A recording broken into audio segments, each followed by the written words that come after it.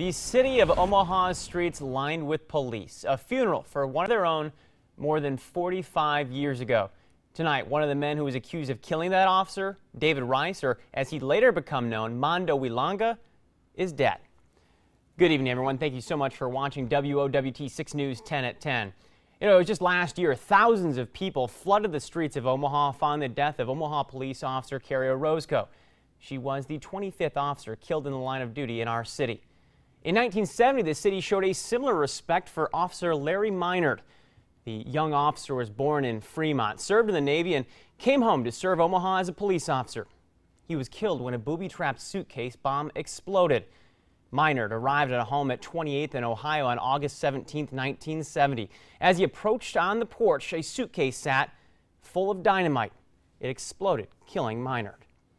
A 15-year-old was found and arrested, but he would eventually pin the crime on two former Black Panthers. That's Mondo, or then at the time known as David Rice. His accomplice, Edward Poindexter. That gets us to today. Mondo Wilonga has been in prison ever since. WOWT 6 News' Don Grenese tracking the newest details that are unfolding today. Don, we know an investigation like this means it slows the news down a bit, but I understand we are learning some new details about what happened overnight. Yeah, that's right, Matt. As with any case involving an inmate death, the case of Mondo Wilonga will go to a grand jury. We've been working with the Nebraska Department of Corrections to get any information we can about this. What they can say at this time, Rice was being treated for a long-term medical condition. He died at 12:02 this morning at the Nebraska State Penitentiary over in Lincoln.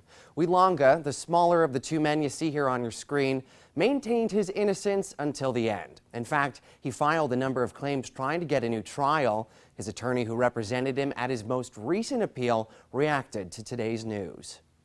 I sympathized with his wish to die as a free man.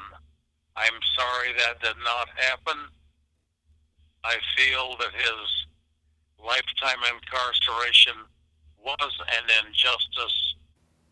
Barry went on to call Wilonga a friend, and Matt, he said he was proud to have represented him in his appeals case. All right, Don, thanks for the latest in that live report. This leaves Ed Poindexter as the only remaining prisoner directly linked to the death of Minard.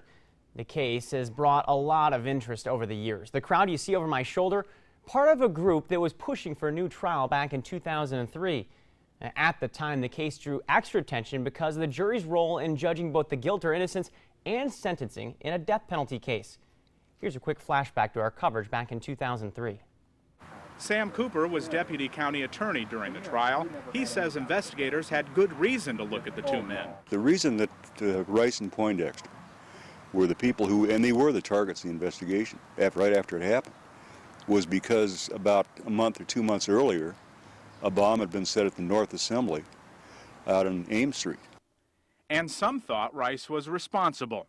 These were tense times in Omaha that cost a 29-year-old police officer his life.